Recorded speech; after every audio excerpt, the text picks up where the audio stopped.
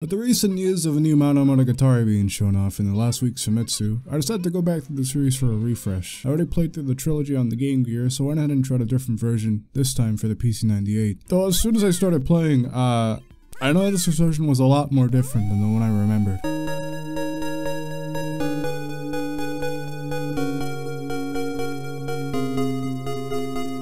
Did you guys know that Puyo Puyo Tetris is actually Dr. Robotnik's Mean Bean Machine in Japan? But all this time, it was actually wizardry? You know, I'm not gonna go and harp through all this shit. Like, if you clicked on this, you already know. What is interesting though is how Madou Monogatari was always intended as a cutesy and often raunchy parody dungeon crawler, with its first release on the MSX back in 1990. This also carried over to a lot of the later remakes as well, as a lot of the compiled Puyo games like Su and Sun all have their fair share of banter.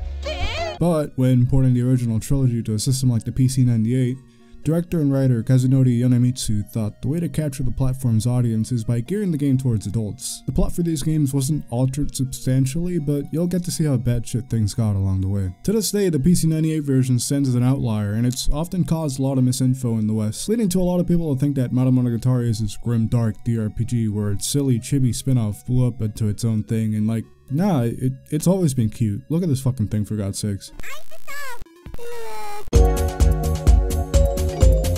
The trilogy starts with Arl Nadja, just shy of 6 years old, beginning her kindergarten graduation trial by conquering the Tower of Sorcery and collecting 3 orbs inside. She's the only one in her class to meet the requirements, so they send her in alone to deal with the traps, monsters, and illusions along the way. As a side note, I'd also like to gush over both the artwork in the manual and the way the story is presented as a log in the form of Arl's perspective, describing how she feels about the whole thing. They really don't make them like they used to.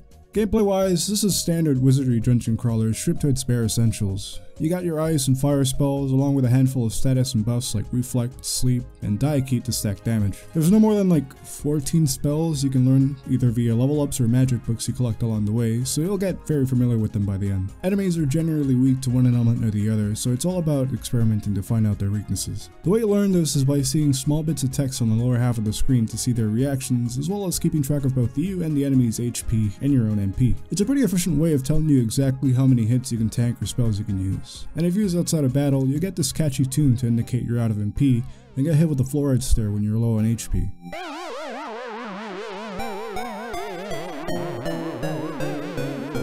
At any rate, you can always stop by a shop located at every floor and get a refill of, you guessed it, Sake! The 6-year-old getting shit-faced to set a bunch of hysteric banshees on fire. This is why I love this series so fucking much. In regards to status effects, you can only really be afflicted by 3 things: possession, poison, and maggots off a rotting corpse lunging at you and burrowing into your skin. This is just one of the many grotesque changes added to the PC-98 version that, while trying to be gritty, loops back around to being kinda hilarious. Like, everybody knows Suke Todara. You've seen him in his Tetris form. He looks like this in the other Puyos. His debut wasn't too far off. Then you got this like SpongeBob live action gag character that's just a cod with guns strapped to it. And then he flexes on you, but he can't even look you in the eyes because he's an anatomically correct fish. Some of the designs, especially the human ones, look pretty cool and can often be pretty menacing. Though some of them are lost in translation entirely, like Skeleton T being this generic dollar store D&D skeleton, dropping the cup of tea for a sword and shield. The changes are also pretty inconsistent in later episodes, but we'll talk about those later. After progressing through the first and second layer, you use a water vase to flood the room hinted at earlier, and you make your way to the final area. You encounter this lanky looking zombie that screams at you as their limbs fall off after every fight, and keeps coming back even as a floating talking limb. You do the rounds and finally collect all 3 orbs and reach the exit, and just as the kids start congratulating you,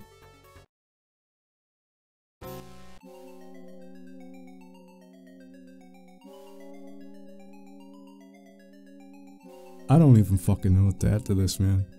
In place of a fluffy owl being the last boss in the original, you have this Cronenberg abomination of your professor standing in your path. He tries his best to two-shot you, but with enough reflex spells and chrysanthemums, it's a quick and dirty fight, and you finally graduate from kindergarten. Fast forward 10 years, and Arl is now 16. At the cusp of womanhood, she gets approached by a Schizo, who labels himself as a dark sorcerer and begs Arl for her power. She tries to back off from this pervert, but she quickly gets subdued, only to wake up in an evil-ass rape dungeon with monsters guarding her cell. She manages to set herself free by using using her sex appeal. Read into that however you like, I'm not. And as you make your way to the exit, you're stopped by a red owl that Otto tries to eat before he pleads and spills the beans on a powerful staff he can offer. If, and only if, she goes into the labyrinth under the ruins of Lyra to get the gem of Ruble Crack. She agrees reluctantly, cooks the bird, and proceeds before Schizo shows up once more. This time willing to fight to the death and beyond for Otto's power.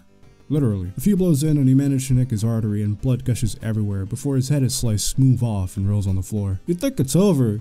Then the room gets dark, save for his floating decapitated head screaming at you and casting spells. After such a bloody battle, you stop to catch your breath, and then the Kool-Aid Man's aborted lab clone crashes through the wall and tries to kill you. This lab experiment is never brought up again. This fight is a pretty close call, but goes by quick, finally ending the tutorial and starting the main portion of the game. This whole segment, and especially Schizo's beheading, is infamous and probably the thing most people know about Madou Monogatari. It's funny seeing as how it's such a brief segment and the rest of the game remains almost unchanged from the MSX2 version. As for the rest, second verse, same as the first. I really appreciate the fact that all the spells you earn in the first game carry over, and the difficulty comes more from min-maxing damage and defense when dealing with enemies that run away in a handful of turns or stack up a lot of damage if you're uncareful. It's a pretty relaxing difficulty curve and nothing crazy like an enemy that saps away all your EXP after grinding for 20 minutes like in the last game. As you make your way through the first layer, you encounter my favorite vendor, Momomo.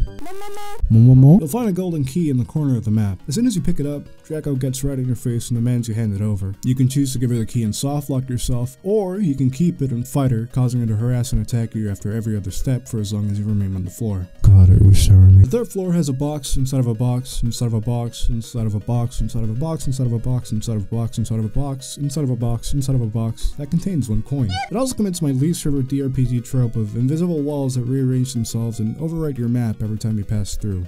Very cool. Not much to add on the final layer other than vampires sucking you off. At the risk of sounding like a zoomer, I think some of the super compressed monster cries in this game add to that sense of horror. Oh, and by the way, this isn't including the often frequent audio bugs I've encountered that were pretty funny more than anything.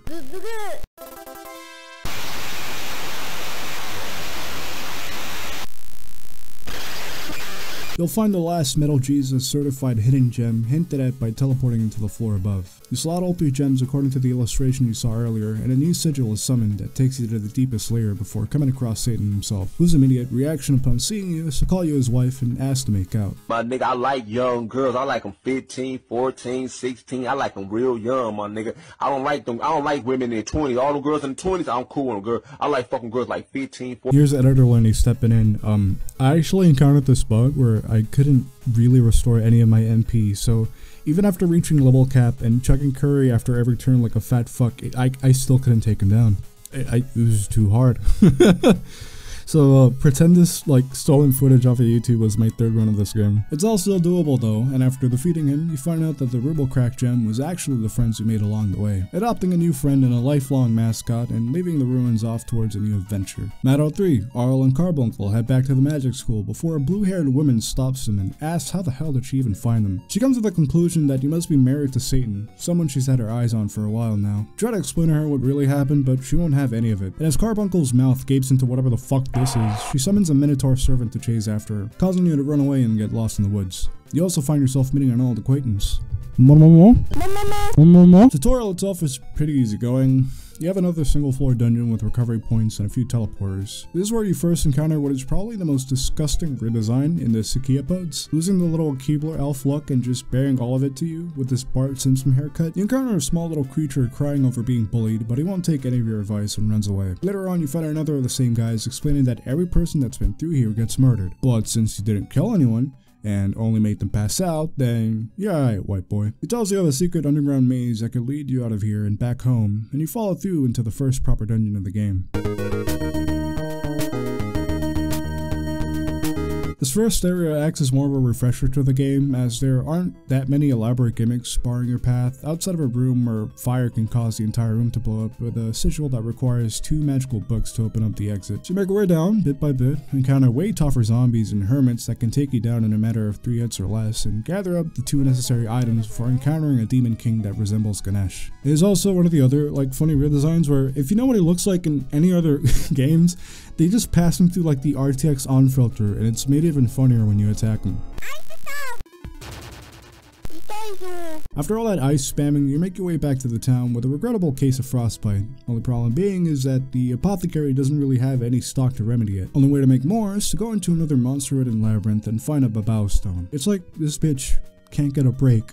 But she doesn't even care at this point and decides to stroll headfirst into another evil-ass rape dungeon to find the ingredient. And oh my god, it's Momo again!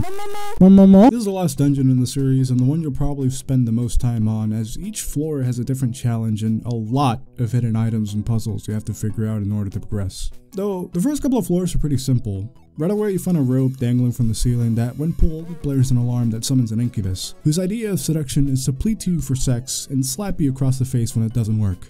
An honest and passionate lover. You also have a corridor with a fairy that warns you that you shouldn't go on ahead until you reach the end, and the third floor is this wide open room that will teleport you around the place if you aren't careful with your step, as well as introducing these little shit elves that will force you to dance for them as they deal blow after fatal blow. Actually, like, the second half of this dungeon bashes your head in with a heavy difficulty spike where enemies can straight up one-shot you if you're not ready. Piranhas in particular will summon a swarm that forces you to retreat if you don't deal with them fast enough. Luckily, you can now use Carbuncle to deal a blinding light that can one-shot almost anything as long as he's smiling outside of battle. If you ask too much of him though, he'll either attack you or tell you to piss off as he goes to bed and lets you get killed. You'll also hit a lot of dead ends in this area if you don't pay close attention to the map, as several key items are hidden in single squares that are unapproachable outside of teleporting upwards from several floors below. It's any puzzle that has you thinking in different layers, but I can't say I wasn't frustrated seeing as how almost every item needed to progress in this dungeon came down to a matter of seeing every blank tile and warping up to it. Most of it comes down to these different seeds that you'll need to grow in different areas to progress. You can also just farm them and water the crops to get special items that'll help you along the way, and you'll definitely need them for the death march up ahead. The final floor is a corridor where there's an enemy hiding door after door after door. The most annoying of these being this barbarian woman that's obsessed with your neck. She has 3 phases that all get a free hit in at the start of each, so you have to be really careful not to undershoot it or overshoot your attacks to kill her before she kills you. And once again, you're rewarded with another pixelated Funky Town recreation. This last segment had me grinding a fair bit, and it got to the point where I was relying on nothing but copious amounts of sake to keep up, making me spiral into alcoholism and almost losing all of my funds. But I persevered and finally got to the last boss. That same woman you've met before was in this dungeon gathering up all these monsters to impress Satan, though when she finds out what you've been up to, she sicks the Minotaur on you again, which is honestly a joke of a fight after all you've been through. A few shields and ice charges take him down, and so you make a deal with this woman to get the Babao Rock, and in return, Arl will take her to the Magic Academy so that she can become a powerful witch and finally marry the man of his dreams. Finally ending the sorcery saga as they all look out into the sunset. Judging each game separately, I'd say I had the most fun with 1, with its mix of humor, horror, and puzzles, while 3 comes at a close second with its difficulty acting as both a plus and a detriment at certain points, on top of it being a new experience for a Game Gear player. Chapter 2 sits in last as it feels both too short and really lacking in any real challenge or interesting content. Aside from the cartel beheadings, of course. But as a whole, it's a pretty great package of dungeon crawlers and a bizarro snapshot of what a difficult adult version of this comedy series could have looked like. I've also heard claims that the team regretted this pivot as a misunderstanding of the platform's core audience, and while there aren't really any sources to prove it, there was a prequel series released on the same platform later on that reverted completely to the original MSX and Puyo art style. And as of a few months ago, English patches for the PC 98 version were released, so you can enjoy the games regardless of the language barrier. Though, if you ask me, the heavy amount of grinding and difficulty spikes could be a problem, and in that case, I'd still recommend the Game Gear remakes with its smoother pace and added story scenarios, or even the TurboGrafx CD port that, while only covering the first chapter, still has fully voiced skits for every key enemy that had me on the floor laughing. Also, fucking really good soundtrack. Regardless of whatever version you play, you're still guaranteed a charming and fast-paced dungeon crawler, and you'll be able to have more of an appreciation of how the series progressed into a puzzle game, as well as all the other works that the team went out to make, like a certain other dungeon crawler about climbing a tower. Wonder when I'll get around to covering that.